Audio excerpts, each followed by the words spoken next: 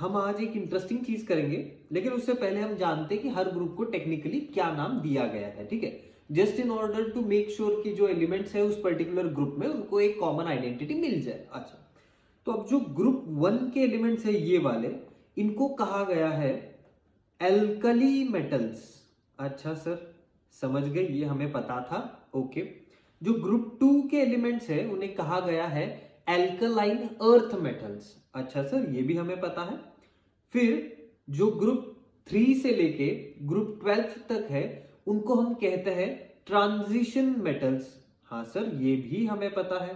अच्छा, अब इंटरेस्टिंग चीज ये है कि हमारे पास जो पीरियोडिक टेबल में जो हमारी पूरी की पूरी लेफ्ट साइड है वो ऑलमोस्ट मेटल से भरी हुई है, और राइट साइड पे कुछ नॉन मेटल्स भी है। अच्छा सर, कहां पे है नॉन मेटल्स? ये देखिए, ये जो ब्लू कलर में आपको दिख रहे हैं ये सारे हैं हमारे नॉन मेटल्स। अच्छा, और ये जो जिगजैग लाइन में बने हुए हैं सात, वो क्या है बेटा?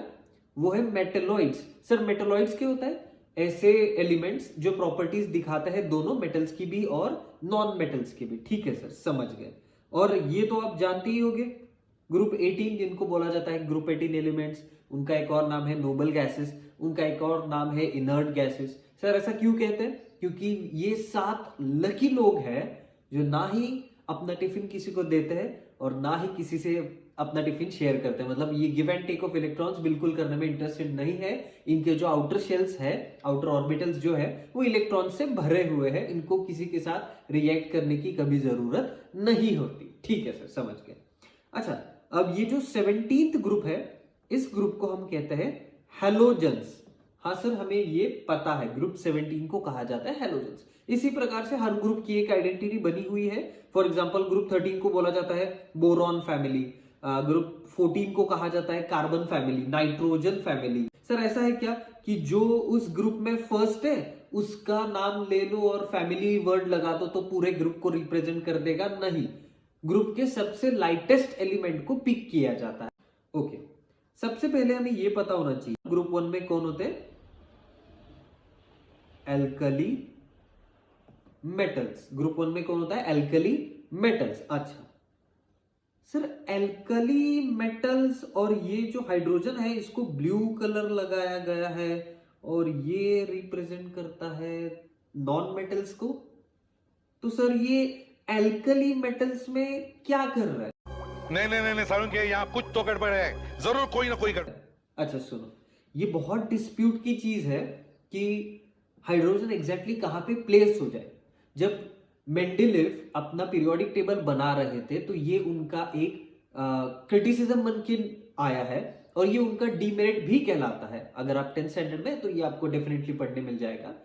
तो कंफ्यूजन सबसे ज्यादा बड़ी ये है कि हम हाइड्रोजन को ग्रुप 1 में रखें या फिर इस ग्रुप 17 में रखें। तो दोनों तरफ से भी आर्ग्यूमेंट्स होने लगे कि ग्रुप 1 में जाए या ग्रुप 17 में जाए। सर ऐसा क्यों है? ग्रुप 1 में क्यों दिख रहा है? ग्रुप 1 में तो सारे एल्कली मेटल्स है, तो ये नॉन मेटल हाइड्रोजन वहां पे क्या कर रहा है?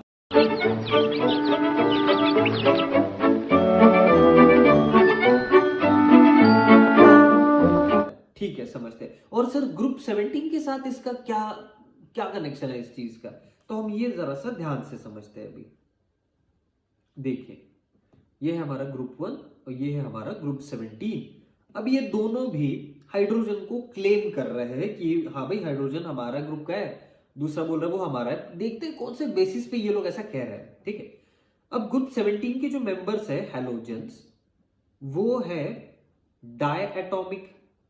सर सारे के सारे? हाँ, सारे के सारे एलिमेंट जो है, मतलब फॉर एग्जांपल ये अपना क्लोरीन हो गया, ये सारे हो गए, फ्लोरीन, ये सब क्या है? डायएटॉमिक है। सर डायएटॉमिक क्या होता है? सर ऐसा एलिमेंट जो कभी अकेला नहीं रहता, वो हमेशा एक और एटम को अपने साथ लिए चलता है, वो होता है डायएटॉमिक। सर एक और एग्जांपल दीजिए, आप हाइड्रोजन का ही एग्जांपल ले लीजिए। हाइड्रोजन हमेशा डायटोमिक होता है और उसका नाम होता है डाइहाइड्रोजन। ठीक है, H2 के फॉर्म में ही होता है, फ्री स्टेट में भी उसका ऑकरेंस ऐसे ही रहता है H2। ओके सर, समझ गए। तो ये था क्लेम नंबर 1 ग्रुप 17 की तरफ से। अच्छा, अब जो ग्रुप 1 है वो ये कह रहा है कि सर हमारा जो इलेक्ट्रॉनिक कॉन्फ़िगरेशन है, इलेक्ट्रॉनिक कॉन्फ़िगरेशन है वो मैच कर रहा है हमारे आउटर शेल्स के साथ, जो बाकी एल्कली मेटल्स के जो बाकी के एलिमेंट्स है उनके आउटर शेल का जो इलेक्ट्रॉनिक कॉन्फ़िगरेशन है, वही सेम इलेक्ट्रॉनिक कॉन्फ़िगरेशन हमें किस में देखने को मिल जाता है, हमें हाइड्रोजन में मिल जाता है। सर वो कौन सा है? ns1। ये इलेक्ट्रॉनिक कॉन्फ़िगरेशन अगर आप देख के चौंक जाए कि भाई ये इलेक्ट्रॉनिक कॉन्फ़िगरेशन कौन सा है, तो आप चिंता मत कीजिए। अगर आप 10th तक पढ़ रहे हैं या फिर 10th या फिर लोअर क्लास के बच्चे, आपके लिए जो इलेक्ट्रॉनिक कॉन्फ़िगरेशन है, फॉर एग्जांपल ये सोडियम है तो एटॉमिक नंबर 11 है, तो इसका इलेक्ट्रॉनिक कॉन्फ़िगरेशन 2,8,1 आएगा। यही इलेक्ट्रॉनिक कॉन्फ़िगरेशन आपके लिए परफेक्ट है अगर आप 10th तक पढ़ाई कर रहे हो। तो हायर बैचेस से तो आपको ये समझ में आ जाएगा कि ये NS1 मतलब जो SPDPF वाला जो इलेक्ट्रॉनिक कॉन्फ़िगरेशन है वो क्या है, आपको समझ में आ जाएगा। ठीक है, ओके। तो ये एक हो गया क्लेम ग्रुप 1 की तरफ से, ग्रुप 17 की वजह से हो गया।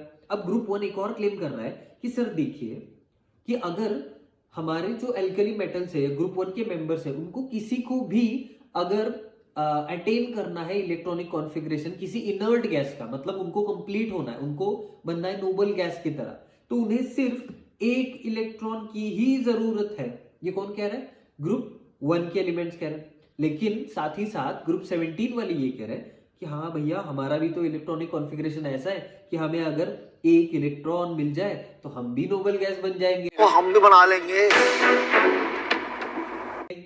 हम भी कर लेंगे।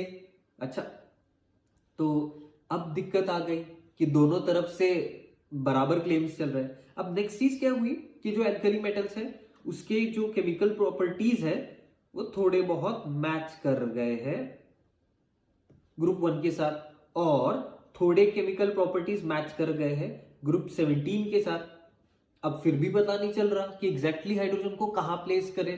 तो अब लास्ट में डिसाइड कर लिया गया कि हाइड्रोजन जो है वो ऐसा एलिमेंट है जो इलेक्ट्रॉन लूज करता है, और यूजुअली इलेक्ट्रॉन लूज कौन करता है? मेटल्स इलेक्ट्रॉन लूज करने में इंटरेस्टेड होते हैं।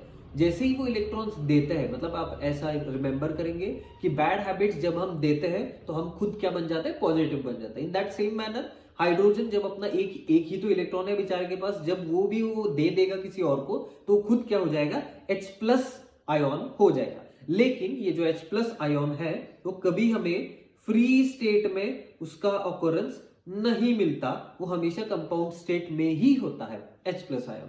तो इस टेंडेंसी को लेके ज्यादा ग्रेविटी बढ़ गई ग्रुप 1 की तरफ और फाइनली उसे प्लेस किया गया ग्रुप 1 में। अच्छा, तो सर हम मान ले कि ग्रुप 1 जीत लिया? नहीं। अब देखिए ये डिस्कशन जो है बहुत लंबा चलता है कि वो ग्रुप 1 में होना चाहिए, ग्रुप 17 में होना चाहिए, ये सिमिलर है वो सिमिलर है, कि जो मॉलिक्यूलर फॉर्मूला है ग्रुप 17 का वो डायटोमिक वाला X2 है तो ये H2 भी उसके साथ मैच कर रहा है। लेकिन नहीं, हम लोग जब अगर इस क्वेश्चन को आंसर करना होगा तो हम लोग लिखेंगे कि although hydrogen is placed in group 1,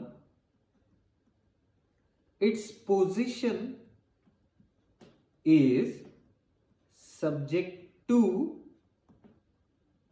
discussion। ये हम लोग स्मार्ट आंसर लिख लेंगे जब भी हम किसी ऐसे क्वेश्चन में फंस जाए जो पूछ रहा है कि आपको एग्जामिन करने को बोल रहा है वैलिडिटी कि हाइड्रोजन की जो जगह है, पोजीशन है पीरियोडिक टेबल में, वो सही है या नहीं है। तो दैट्स ऑल बच्चों, बने रहिए for more videos. Thank you.